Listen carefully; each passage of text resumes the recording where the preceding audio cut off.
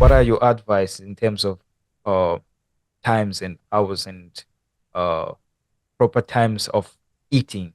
I know we have breakfast, lunch, and supper, but then is is there another different way which can really helps improve our health? There can be. There can be. I know there are some doctors who are promoting intermittent fasting, where you delay breakfast until late in the morning, and then basically you're eating two large meals and a snack in an 8 hour window, or sometimes they squeeze it down to 6 hour window, um, so that you would be eating in a smaller window of time and having more time where you're just consuming water and allowing your body to process. I think that can be beneficial for cancer patients Yeah. in certain settings. When they are in the process of chemo, they may need more protein and food at a more regular basis to be able to help their body come through that. So it can vary depending on your treatment cycle.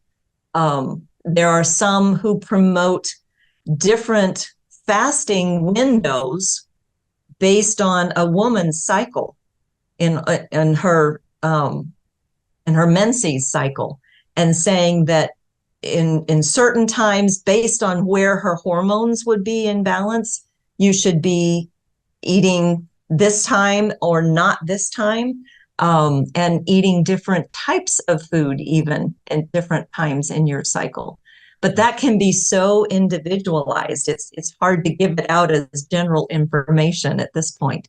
Dr. Mindy Pelz, Mindypelz,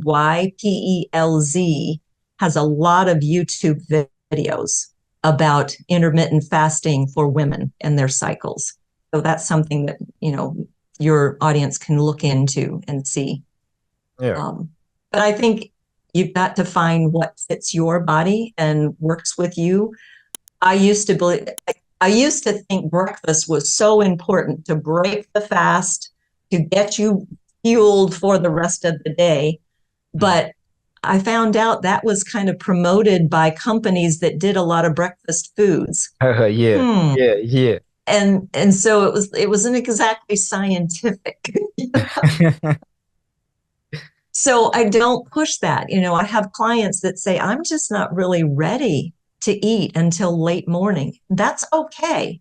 If you're going to eat a smaller window of time, the key is, if you're going to eat in that smaller window of time, you need to make sure you're getting nourishment.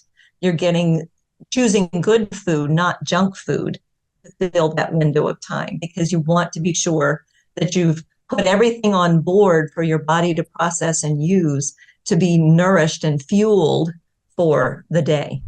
This is one of the biggest thing as well. We think, everybody out there loves us, but most of the food companies, they have their own interest. They want to sell, they Mm-hmm. want to make money, so they will sell you anything and advise you to do anything that will be in their own interest. So Right. you really have to be mindful about that. And the most importantly, let's keep on, learning and finding information that's gonna be, helpful to our health. You know, we cannot just Mm-hmm. listening to anybody, but also, I mean, of course, you can listen like right now, what we're doing right now. You can listen to us and take what is important for you, but until you do some research on your own, then you're going to Mm-hmm. find exactly what you want and what your body needs.